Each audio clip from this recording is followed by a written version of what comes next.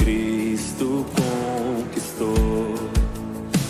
Não temo o futuro, pois em tuas mãos está o que preciso, tu me das e nada faltará.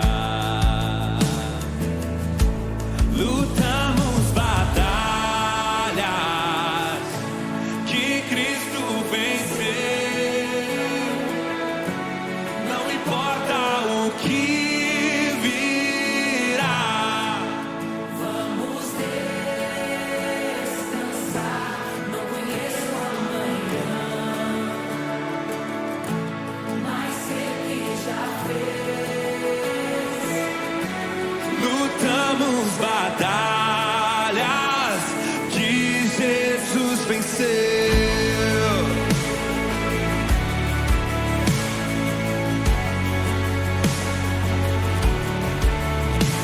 Nos das misericórdia, pra hoje a provisão.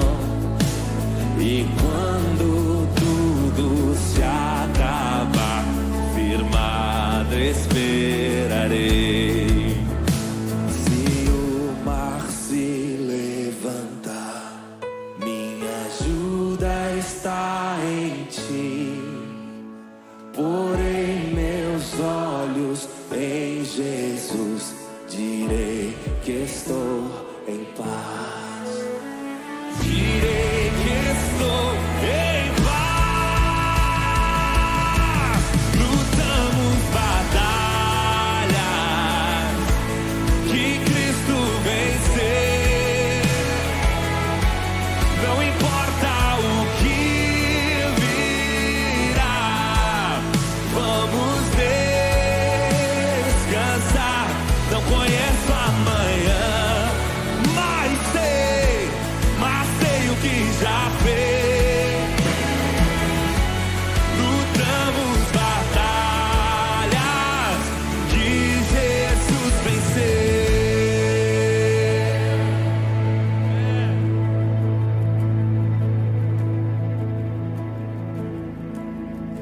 Dessa história eu sei o fim. Com meus olhos te verei. Tu nos guardas em tuas mãos, na vida e morte sem temer. Dessa história eu sei o fim. Com meus olhos te verei. Ele é a nossa esperança. Tu nos guardas em tuas mãos, na vida e morte sem temer. Dessa história eu sei o fim. Com meus olhos te verei. Estamos seguros. Tu nos guardas em tuas mãos, na vida e morte sem temer. Dessa história eu sei o fim.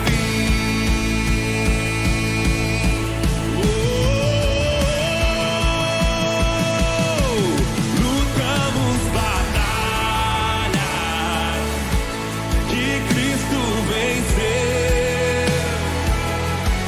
Não importa o que virá, vamos descansar. Não conheço amanhã, mas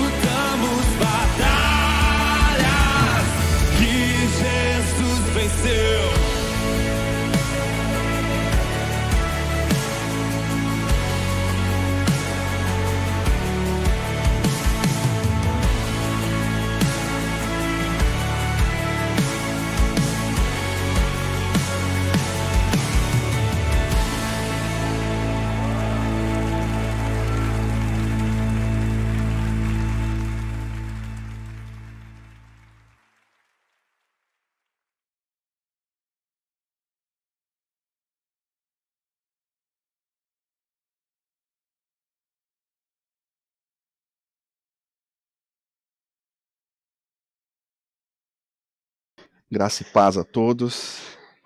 Que privilégio que nós temos de estarmos aqui pela manhã, nesse domingo, friozinho, mas tão abençoado, onde o povo de Deus está reunido para poder ler a palavra de Deus, entoar hinos de louvor e adoração e aprender daquele que é humilde e manso.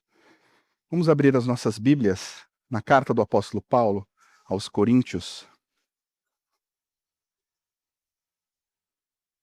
Nós leremos o capítulo 2 inteiro, mas com destaque do tema da mensagem de hoje, dessa manhã, que é nada senão Jesus Cristo crucificado e ressurreto. Primeira carta do apóstolo Paulo aos Coríntios, no capítulo 2. Estamos todos reunidos aqui essa manhã, nesse culto do DIP, um culto aí dedicado a lembrar de todos os nossos irmãos e irmãs que estão sendo perseguidos nesse exato momento, estão muitos pagando um preço muito alto, até mesmo com a própria vida, pelo fato de professar a mesma fé que nós professamos aqui de maneira livre. Então que nessa manhã, nesse culto, estamos reunidos aqui com segurança, com liberdade e tranquilidade, cantando os nossos louvores, lendo a palavra. Mas queria trazer, antes de ler o texto, um dado aqui do Portas Abertas, que mais de 380 milhões de cristãos vivem hoje em situação de perseguição severa, com a sua vida e a vida da sua família em risco. Então, 1 em cada 7 cristãos no mundo sofre essa perseguição. Na Coreia do Norte, por exemplo, um cristão que for identificado como um crente pode desaparecer e ir para um campo de trabalho forçado, justamente por conta da sua fé. Na Nigéria, comunidades inteiras são massacradas por conta de se reunirem para falar da palavra de Deus. No Irã, líderes da igreja doméstica são presos e torturados. No Afeganistão, converter-se ao cristianismo pode custar a sua própria vida. E aí é uma pergunta, mas por quê? O que há nessa fé que provoca tamanha reação das pessoas, dos governos, daqueles que perseguem a igreja? O que é que essas pessoas têm? E o que elas podem nos trazer, nos ensinar aqui nessa manhã, para que a gente possa continuar orando por elas? A resposta, ela está numa frase escrita por um homem que também foi perseguido. Nós vamos ler agora o texto. Esse homem ele não foi só perseguido, foi preso, açoitado, apedrejado, e no fim do seu ministério pagou com a própria vida por conta dessa mensagem que ele pregava. Então, o apóstolo Paulo, escrevendo justamente para a igreja de Coríntio, a gente vai ler esse texto, o destaque inclusive do versículo 2, e o objetivo desse ensino aqui dessa manhã para a igreja é que essa seja a frase do nosso tema da nossa igreja. Então, a minha tese, quando eu preparei esse sermão aqui, é justamente a razão pelo qual os nossos irmãos ao redor do mundo, eles são perseguidos, e porque eles continuam de fé, é a razão pela qual a igreja, a nossa igreja, a igreja brasileira também, deve urgentemente redescobrir aquilo que a palavra de Deus nos ensina. Então é a mesma coisa que o apóstolo Paulo nos ensina, que é sobre o Cristo crucificado e ressurreto. Vamos ler o texto agora? 1 Coríntios, capítulo 2. O caráter da pregação de Paulo. Eu, irmãos, quando fui ter convosco, anunciando-vos o testemunho de Deus, não fiz com ostentação de linguagem ou de sabedoria, porque decidi nada saber entre vós, senão a Jesus Cristo e este crucificado. E foi em fraqueza, temor e grande temor que eu estive entre vós. A minha palavra e a minha pregação não consistiram em linguagem persuasiva de sabedoria, mas em demonstração do Espírito e de poder, para que a vossa fé não se apoiasse em sabedoria humana, e sim no poder de Deus. Entretanto, expondo sabedoria entre os experimentados, não, porém, a sabedoria deste século, nem a dos poderosos dessa época que se reduzem a nada. Mas falamos a sabedoria de Deus em mistério, outrora oculta, a qual Deus preordenou desde a eternidade para a nossa glória.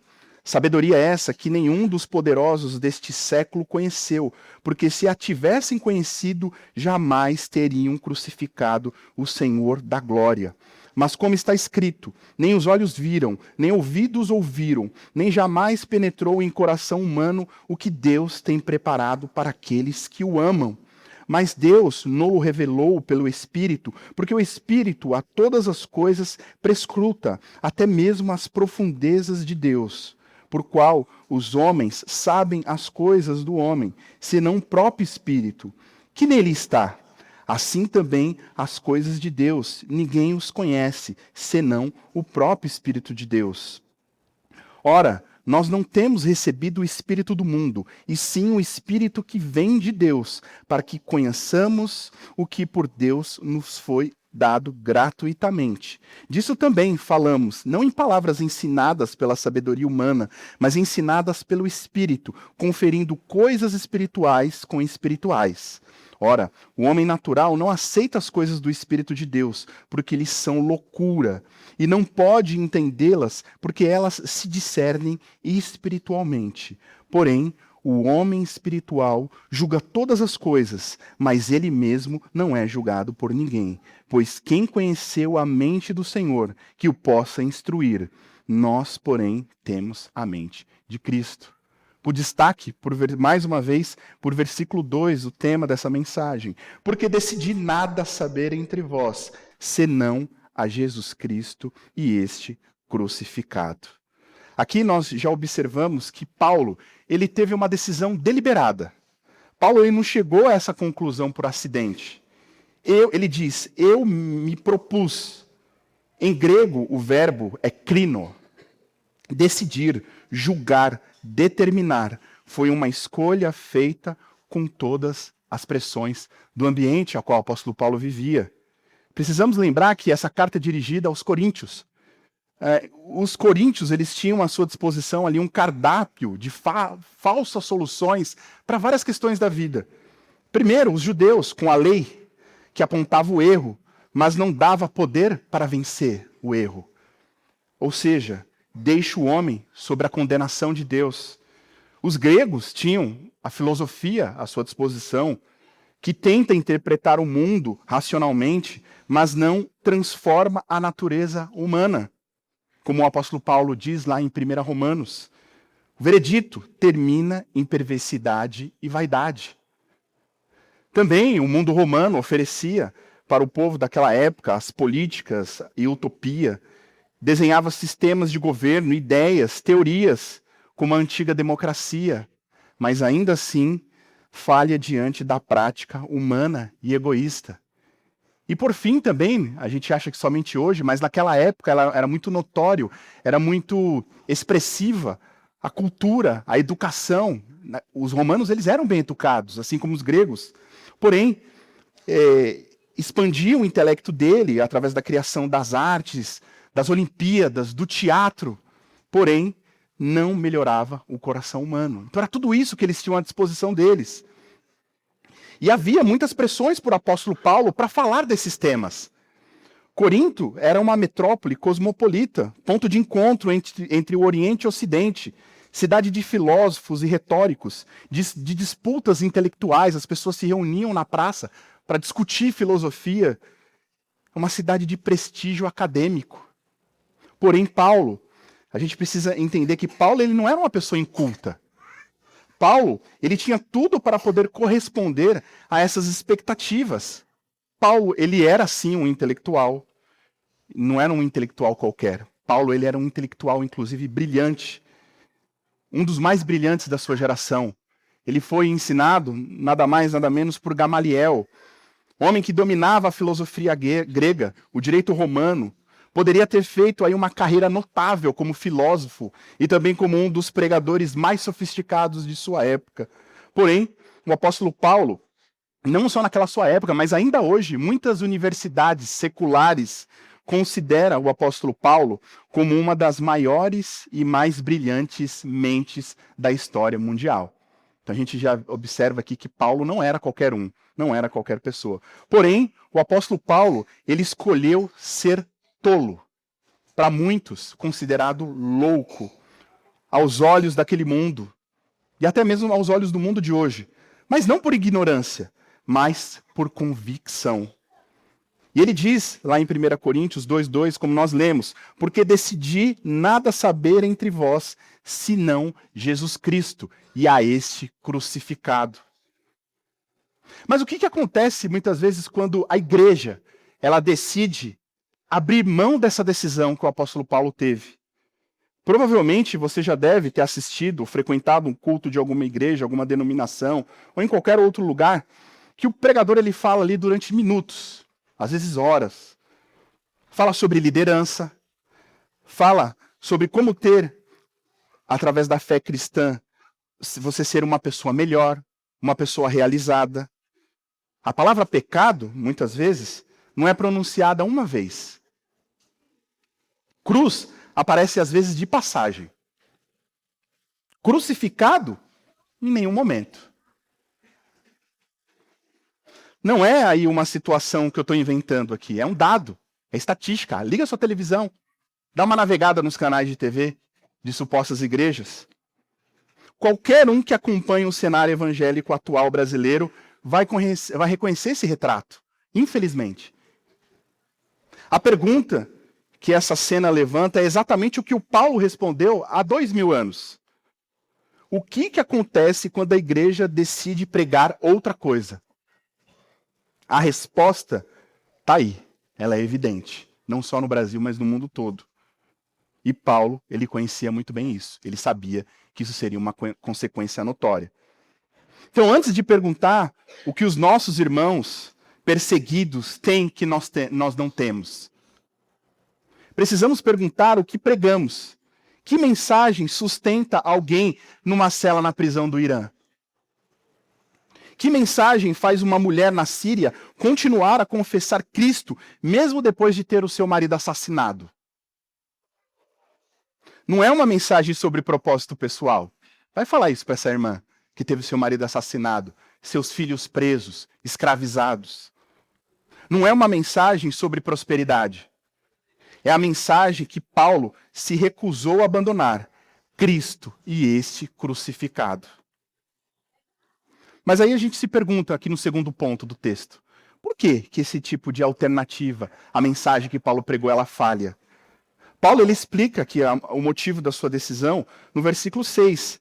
Ele diz que a sabedoria desse século se aniquila. Ou seja, vem a nada, não serve para nada. Perde o efeito, torna-se obsoleta. Essa ideia é profunda, irmãos, não é uma ideia qualquer. Então, tudo que o mundo oferece como alternativa ao evangelho não serve para nada. Paulo ele tinha essas evidências históricas, né? A filosofia grega, como eu já falei, mais sofisticada do mundo antigo, não havia conseguido mudar nada na moral daquela sociedade. Platão havia descrito a cidade ideal. Aristóteles havia mapeado a virtude. Os estoicos ensinavam sobre autocontrole. Inclusive está muito na moda agora, né? Os jovens estudar o estoicismo. Vê aí, até muitos crentes, né, se debruçando sobre o estoicismo. E ainda assim, Paulo, como ele descreve lá em Romanos 1, a sociedade estava mergulhada em violência, em luxúria e corrupção. Existe alguma diferença da nossa cidade de hoje? Vivemos no século XXI, numa das sociedades que mais se produziu conhecimento em toda a história da humanidade. Você com a internet, você com inteligência artificial, você tem acesso a tudo que em segundos, na palma da sua mão. Se você abrir o seu smartphone, você tem acesso ao conhecimento inteiro do mundo na palma da sua mão. Mas isso tem mudado a sociedade? Tem mudado o mundo? Obviamente que não. Pensei aqui um dos intelectuais mais antigos, autor de vários livros, inclusive um livro muito conhecido, o Aldous Huxley. nem sei se é assim que se pronuncia corretamente, é que começou a vida acreditando na ciência e terminou como budista. Escreveu algo que soa como uma confissão pública. É até embaraçoso para um intelectual como ele, do calibre dele, preocupado com um problema humano aí durante toda a sua vida acadêmica. Porém, no final da sua vida, ele diz uma frase, né, que não tinha mais nada a oferecer do que tente ser um pouco mais gentil. Escreveu uma série de livros, um homem versado em várias, muito intelectual, mas no fim da sua vida apenas diz, tente ser um pouco mais gentil. Ou seja, o veredito, e não só ele, vários outros intelectuais ao longo, uns falando que quando o mundo for mais tecnológico, a sociedade vai melhorar. Outros, né, no campo, por exemplo, da educação, acreditavam que quanto mais você educar os trabalhadores, isso eliminaria os males da sociedade. Isso não acontece, irmãos. Não acontece. E o veredito do apóstolo Paulo é: a sabedoria desse mundo não dá em nada, comparado ao que o evangelho tem.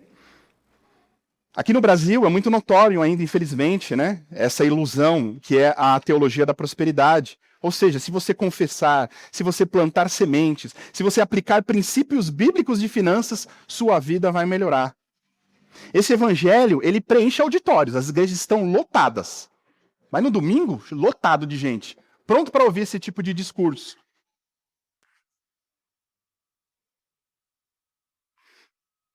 Mas é fato que esse tipo de mensagem, esse tipo de evangelho, ele não sustenta, irmãos, um cristão numa cela de isolamento. Não dá vocabulário para uma mãe que perdeu o seu filho por ser cristã. Não tem nada a dizer àqueles que são perseguidos ao redor do mundo. Esse evangelho fraco, esse dito evangelho, porque ele foi feito para lugares confortáveis. Esse tipo de mensagem ele só funciona para nós aqui que estamos aqui num ambiente confortável. Vai pregar esse evangelho para uma pessoa que está sendo perseguida? Não tem efeito nenhum. Qual que é a aplicação para nós desse domingo, do dia da perseguição? Ela é um espelho. Por quê? Quando olhamos para os nossos irmãos perseguidos, nós podemos nos perguntar, o que os sustenta? Estamos indiretamente revelando o que nos falta.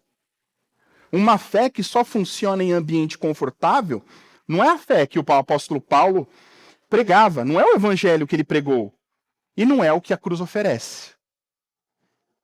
A sociedade, irmãos, a gente pode observar ela como um iceberg. O que a gente vê ali na superfície, os sistemas sociais, luta de classe, ganância, vícios epidêmicos, caos político, egoísmo, isso é o que a gente vê, é o que está sobre a superfície. Mas qual que é a causa raiz da sociedade? Qual que é o problema de fato? A causa raiz é que o homem ele é rebelde contra o seu Criador. O homem ele é inimigo de Deus, que é o que a Escritura diz. Ele tem uma alienação moral, religiosa total. A humanidade ela está debaixo da ira de Deus. Então o problema do mundo não é econômico. Não é educação. O problema do mundo é justamente o fato de que eles não conhecem a Cristo. Então, antes de a gente se perguntar como a gente deve evangelizar esse mundo, que está nesse caos, nessa desolação, a gente deve se perguntar primeiro se nós temos essa mensagem que sustenta quando o mundo reage. Nós temos essa mensagem, de fato, para oferecer para o mundo? E Paulo ele nos responde, existe uma mensagem assim, Jesus Cristo crucificado e ressurreto. Quando a gente prega, irmãos, Cristo crucificado, primeiro, de maneira profunda, numa imersão, o Senhor da glória, ele vivendo em uma vida de abjeta pobreza, trabalhando com as próprias mãos, em um mundo corrompido, em uma missão de resgate. Deus se fez homem, abriu mão de toda a sua glória para vir até aqui, para nos resgatar. A renúncia, então, o Filho do Eterno, ele renuncia à glória visível, nascido de uma mulher, nascido sob a lei, para que existisse um plano eterno. A decisão antes da fundação do mundo, a sabedoria oculta de Deus, que o apóstolo Paulo fala, para poder intervir quando tudo mais falhasse. Então, ou seja, quando a gente lê o Evangelho, quando a gente lê aquilo que a palavra de Deus nos diz, não é apenas exemplo de Cristo. O exemplo de Cristo, ele é perfeito, mas como Cristo ele era perfeito, quando a gente observa apenas o exemplo de maneira fria, ele nos condena, porque a gente não é capaz de imitá-lo perfeitamente. E é engraçado porque quando você vai numa livraria e você vai lá no campo de autoajuda, vocês já perceberam que tem um monte de livro lá? Fale como Cristo, de autor espírita, autor de tudo quanto é religião. Vamos aprender com os ensinamentos de Cristo. Vamos aprender com o exemplo de Cristo. Mas o exemplo de Cristo isolado, ele não serve para te salvar. Ele não serve para salvar ninguém. O ensino de Cristo, seu ensino, ele nos leva à salvação. Ele exige um padrão moral impossível. Apenas nos condena, porque somente Jesus poderia cumprir os requisitos que Deus exige. Mas existe um ato. Esse ato, sim, ele é crucial para a salvação de todo pecador, que foi a cruz do Calvário, onde o autor da vida morreu. E esta força e a sabedoria que vem de Deus. O Cristo morto e ressurreto, isso sim, quando nós temos fé e acreditamos no sacrifício de Cristo, isso sim tem poder para salvar o pecador, para salvar aquele que é perseguido, para salvar qualquer um de nós. Então a gente chega aqui no cerne, no coração do sermão do apóstolo Paulo. Porque Paulo não diz Jesus Cristo e seus ensinamentos. Ele não diz Jesus Cristo e seu exemplo. Ele diz Cristo, esse crucificado e ressurreto. Isso que tem poder de fato para salvar o pecador. Então a crucificação junto com a ressurreição é o centro. Mas por que é o centro? Porque o problema do ser humano justamente não é a falta de informação, não é a falta de motivação, é o pecado. Essa condição de rebeldia, de separação de Deus, que nenhum filósofo, nenhum educador, nenhum político pode resolver. É só Cristo. Morto, crucificado e ressurreto. É só o evangelho que pode mudar a vida do pecador. O que a lei não pode fazer, porque a lei era fraca, por causa da carne. Mas Deus enviou Cristo e seu próprio Filho, como o apóstolo Paulo diz lá em Romanos 8, no versículo 3. A cruz é onde Deus tomou o problema nas suas próprias mãos. Então o Senhor, ele lançou sobre Jesus a iniquidade de nós todos, como nós lemos lá em Isaías 53:6. Paulo chama Jesus de o Senhor da glória, o Criador do universo, voluntariamente entregue ao sofrimento e à morte para que eu pudesse viver. Então ele pagou o preço do meu pecado. Aquele que não conheceu pecado, Deus fez pecado por nós, para que nele fôssemos feitos justiça de Deus, como está escrito lá em 2 Coríntios 5:2. Isso aqui, irmãos, não é filosofia. Não é uma metáfora. Não é uma história da carrochinha inventada. Isso daqui é a mais concreta troca que existiu. A minha culpa, sua justiça. A minha morte, a sua vida. Minha condenação, sua absolvição. E quando a gente crê no evangelho, quando a gente oferece esse evangelho verdadeiro, o mesmo que o apóstolo Paulo pregava para os coríntios, existe um pacote de benefícios que a cruz de fato oferece para as pessoas. Primeiro, perdão, fim definitivo da culpa, anulação do medo terrível da morte. Aquele que recebe o evangelho, ele não teme mais a morte. Por isso que ele não teme ser perseguido. Por isso que ele não teme ser morto por causa da sua fé. Porque ele tem certeza que a morte foi vencida. Que assim como Cristo venceu a morte, ele também poderá vencer a morte. Ele tem acesso, reconciliação completa, acesso livre a Deus em oração, independente do caos ao redor. Não importa se está tendo guerra, não importa se está tendo fome, pandemia. Ele sabe que ao momento que ele colocar os seus joelhos no chão e orar ao Senhor, Deus irá ouvi-lo através de Jesus Cristo. Uma nova vida, alegria indizível, que não depende de circunstâncias políticas ou econômicas. Tanto faz quem vai ganhar as eleições, tanto faz se eu tenho dinheiro na conta do banco ou não. Eu tenho uma alegria indizível. Eu tenho uma paz que excede o entendimento, porque eu conheço a mensagem de Cristo. O Cristo morto, Cristo crucificado, mas o Cristo ressurreto. E a esperança da vida eterna, a certeza inabalável da vida eterna e da glória futura. Isso ninguém pode tirar de você, irmãos. Você que crê de fato no Evangelho. É isso que a cruz, ela diz ao perseguido. Eu separei aqui um dos exemplos que eu peguei lá no site da Portas Abertas. É uma história até conhecida, do Saed Abedin. É um pastor americano de origem iraniana, que em 2012, durante as suas visitas ao Irã, para poder construir um orfanato, ele foi preso pela Guarda Revolucionária Islâmica. Ele foi condenado por comprometer a segurança nacional. Essa foi a acusação que ele sofreu. Então, na prática, o motivo da sua prisão foi por liderar uma igreja doméstica, porque lá é proibido ter igrejas. Então, ele liderava ali um pequeno grupo, igual nós temos ali às sextas-feiras. Cumpriu 3 anos e meio de prisão, das prisões de Evin e Rajaishar, conhecidas por suas condições desumanas. Foi solto em janeiro de 2016 numa troca de prisioneiros entre Irã e Estados Unidos. E aí, após ele ser liberto, após a sua libertação, Abedini falou sobre que o havia sustentado. Chamaram ele para dar uma entrevista para falar daquela experiência que ele passou horrível na prisão. E ele citou Romanos 8. Quem nos separará do amor de Cristo? A tribulação, ou a angústia, ou a perseguição? E disse que cada manhã na cela ele se lembrava de que Cristo havia suportado mais do que ele, que Cristo havia sido separado do Pai por causa dele. Como se sentir abandonado pelo amor de quem pagou esse preço? Isso é Cristo crucificado e ressurreto, atuando de fato na vida de um servo de Deus. Então a cruz, ela não explica apenas a salvação. Ela sustenta o cristão quando tudo mais não tem poder para poder o sustentar. Porque é a prova de que Deus não nos abandonou, irmãos. O sofrimento dos nossos irmãos perseguidos, de certa forma, é uma das maiores evidências de que o evangelho é real. Ninguém tem condição, irmão, de suportar por nenhuma ideologia política, por nenhum plano de governo, nem nada. Ninguém vai para uma prisão iraniana por uma religião de autoajuda. Não funciona.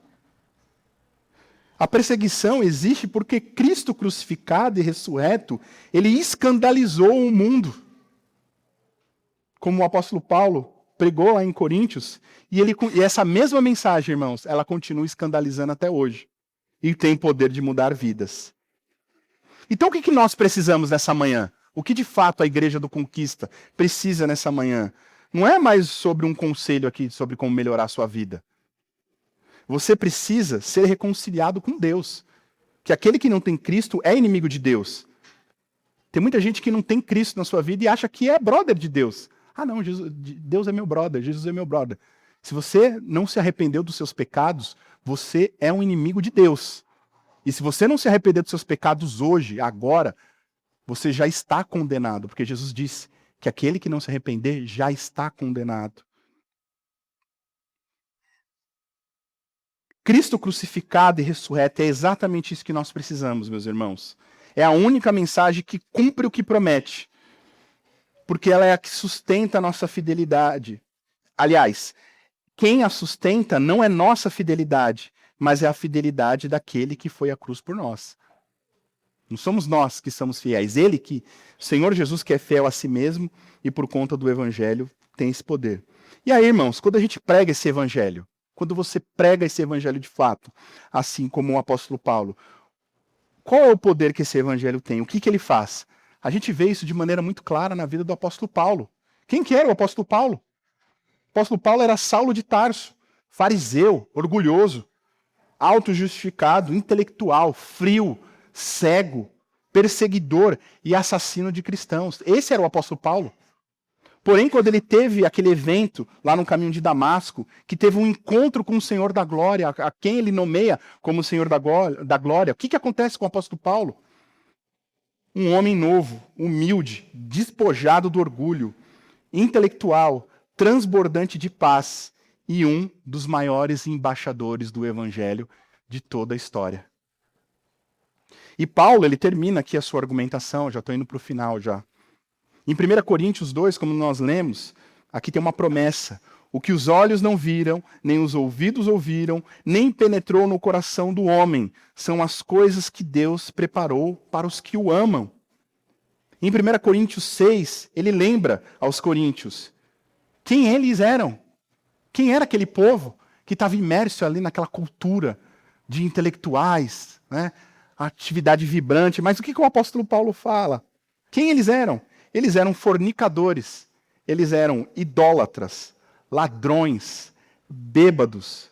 Só que o apóstolo Paulo diz: e tais foste alguns de vós, mas fostes lavados, mas fostes santificados, mas fostes justificados em nome do Senhor Jesus Cristo e pelo seu Espírito, o Espírito do nosso Deus, como está lá em 1 Coríntios 6:11. Então, a Coríntio antiga, uma zona portuária, era cheio de ladrão, cheio de prostituta, idólatra, estelionatário, viciado, era só o que não prestava. Mas depois que a cruz ocorreu, teve a intervenção do Evangelho, tudo isso mudou, irmãos. Então, seja, mais uma vez, uma prova viva dos coríntios, nem a cultura de Roma, nem a filosofia grega tinha capacidade de salvar essas pessoas. Mas o Evangelho, ele teve um rico resultado. O resultado era: tais eram alguns de vós, fostes lavados, santificados e justificados, assim como muitos de nós que estamos aqui nessa manhã. Isso é a prova empírica do Evangelho. Então Paulo aqui não estava pregando uma teoria, não é uma filosofia. Ele estava descrevendo aqui vidas transformadas. É a lista de transformados ao longo da história, é grande. Não só lá na época de Coríntios, mas nós temos aí outros personagens na história, pessoas proeminentes também, que passaram por essa transformação. Agostinho de Hipona, por exemplo, um jovem retórico e libertino que foi convertido graças ao Evangelho. O próprio Lutero, que era, apesar de ser ser padre, né? Mas ele vivia aterrorizado por um Deus irado, mas foi liberto pela descoberta de que o justo viverá pela fé.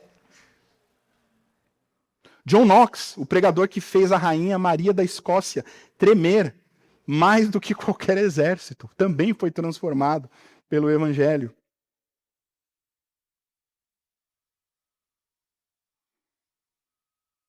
Voltemos aqui, irmãos, para os nossos irmãos perseguidos, que é o tema do culto de hoje, que a gente está falando sobre a igreja perseguida. E aí, voltemos à pergunta do início que nós começamos a fazer. O que essas pessoas têm para continuar, mesmo sendo perseguidas, mortos, continuarem firme no Evangelho? Eles têm o que o apóstolo Paulo tinha e o que os coríntios descobriram, o que Lutero encontrou na torre. Tem o que você e eu precisamos mais do que qualquer outra coisa. Eles têm Cristo crucificado e ressurreto. E o Cristo crucificado, o que o Cristo crucificado e ressurreto dá, nenhuma prisão pode tirar, irmãos. Nenhuma perseguição pode confiscar. Nenhum governo pode proibir, por mais que eles tentem. A razão pelo qual há cristãos ainda lá na Coreia do Norte adorando em cavernas, memorizando o versículo, porque lá eles não têm a Bíblia, é justamente, não é porque eles são heróis, é o poder de uma mensagem que chegou até eles e que ninguém consegue apagar. Uma vez pregado o evangelho verdadeiro, nada pode tirar isso do coração de um homem, de uma mulher. Cristo crucificado e ressurreto ainda faz o que sempre fez, o que fazia com o apóstolo Paulo e ainda continua fazendo hoje. Indo para a aplicação final. Para nós aqui, mais uma vez, nessa manhã, esse chamado específico, nesse culto do DIP, da igreja perseguida. Então, que nós não oremos apenas por perseguidos. A gente deve orar, a gente deve continuar ofertando. Mas o que a gente deve fazer? A gente tem que fazer com que eles nos confrontem. Deixar que o sangue de muitos dos nossos irmãos nos pergunte que evangelho que nós estamos pregando. Qual que é o evangelho que você está pregando? Na sua escola, no seu trabalho, no seio da sua família. Que mensagem que nós estamos vivendo? Se o evangelho que nós possuímos não é suficiente para sustentar alguém na prisão, então ele não é o evangelho que o apóstolo Paulo está pregando. É outro evangelho. Se não é o evangelho de Paulo, então nós precisamos encontrar o que Paulo encontrou. Cristo crucificado e ressurreto. E tomar sobre nós toda a nossa culpa e toda a nossa morte que nos dá em troca da sua justiça e toda a sua vida, a vida de Cristo. Então, se você encontrou esse Cristo, se a cruz é real para você, então esse culto da manhã não é apenas um culto. Nós não precisamos de mais nada, mas só precisamos de Cristo e esse Cristo crucificado e ressurreto. Vamos ler, irmãos, vamos ler mais 2 textos aqui para concluir. Abra sua Bíblia lá em Efésios 6, do versículo 20. Depois nós vamos abrir também em 2 Coríntios 5, do 18 ao 21. Mas antes vamos ler lá em Efésios.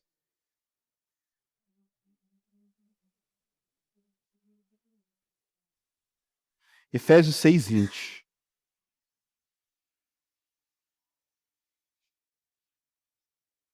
O que diz Efésios 6, 20, o apóstolo Paulo?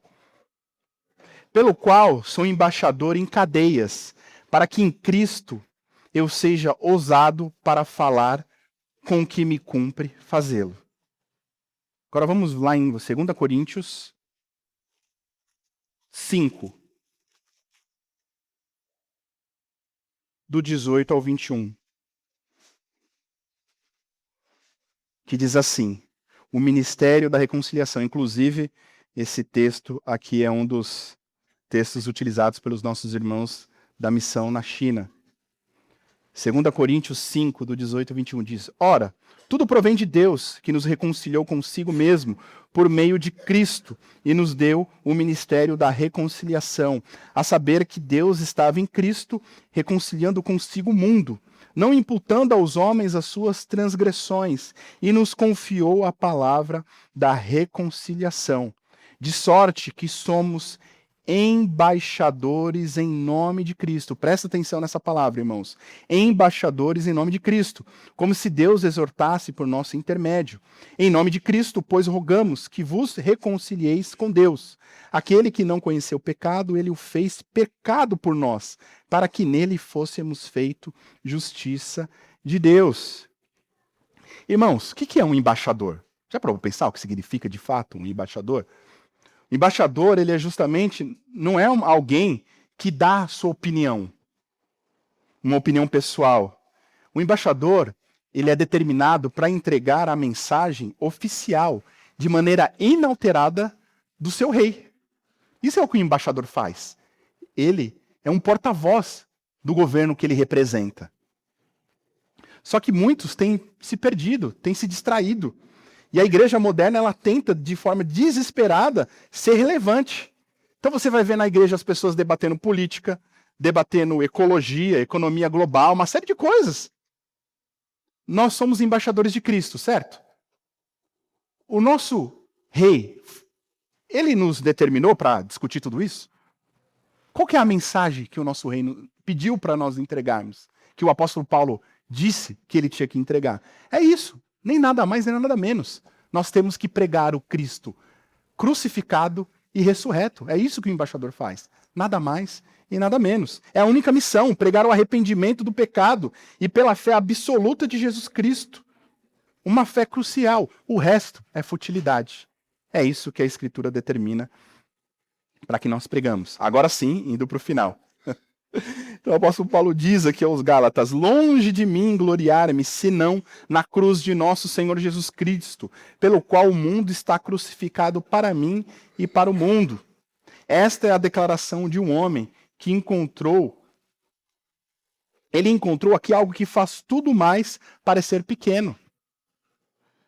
Não é aqui uma técnica de pregação, né? Não é um programa de crescimento de igreja, não. É um princípio de vida. E um princípio de vida melhor. Cristo crucificado e ressurreto. Essa é a única mensagem que nós temos que entregar para o mundo. E essa mensagem ela não tem concorrência, irmãos. Nenhum filósofo, nenhuma ideologia, nada pode concorrer com essa mensagem. Não há alternativa aqui à sua altura. Não tem nada que se compara ao Evangelho. Você não precisa usar mais nenhum tipo de muleta. Abra a Bíblia, irmãos. Fale do Evangelho. Isso daqui tem poder de mudar e transformar vidas. Não há mensagem que sustenta mais no fundo, que liberte com mais poder e te ofereça mais esperança do que o Evangelho. Então, os nossos irmãos perseguidos ao redor do mundo, eles sabem disso. E nós precisamos, muitas vezes, redescobrir esse evangelho. Que Deus nos fortaleça e nos ajude a nos manter firmes naquilo que o Senhor nos designou para fazer. Amém.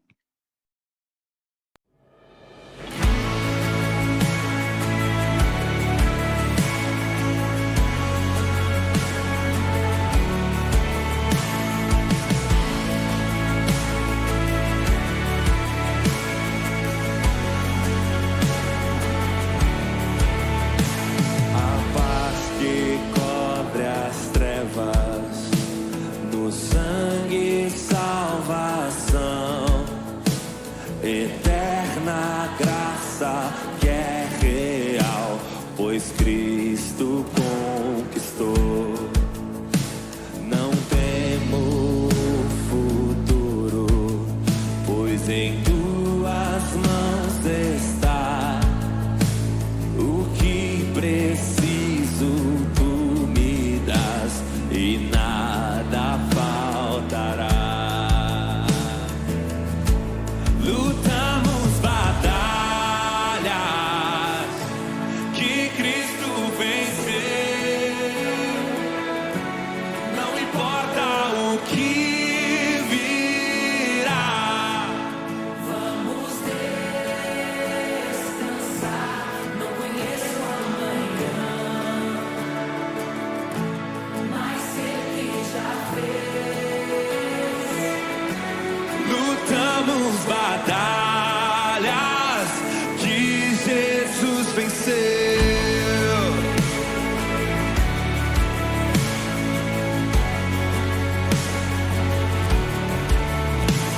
Nos das misericórdia, pra hoje a provisão. E quando tudo se acabar, firmado esperarei. Se o mar se levantar, minha ajuda está em ti. Porém meus olhos em Jesus, direi que estou em paz. Direi que estou em paz. Lutamos batalhas que Cristo venceu. Não importa o que virá, vamos descansar. Não conheço amanhã, mas sei o que já fez. Lutamos batalhas que Jesus venceu.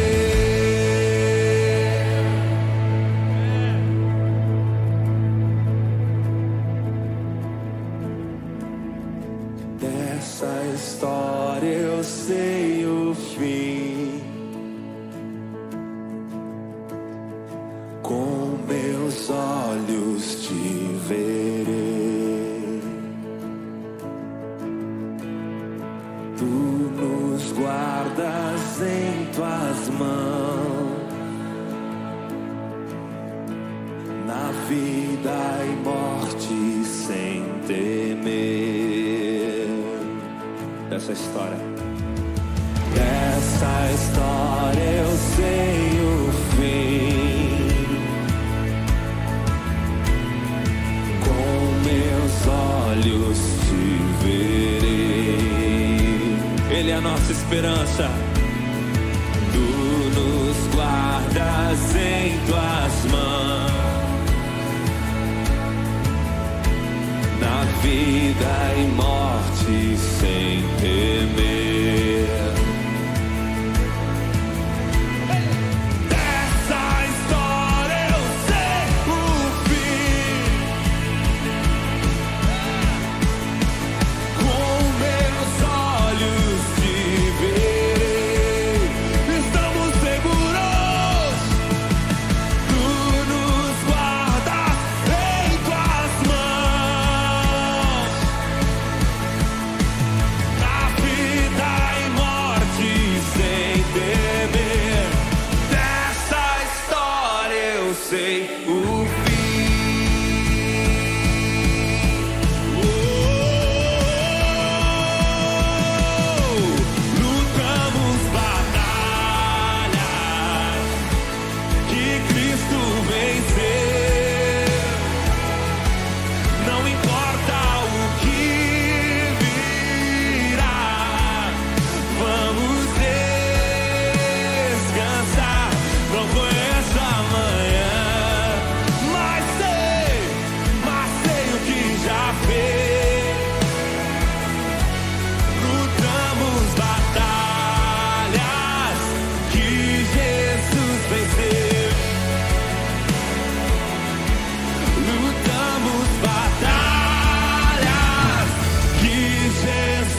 venceu.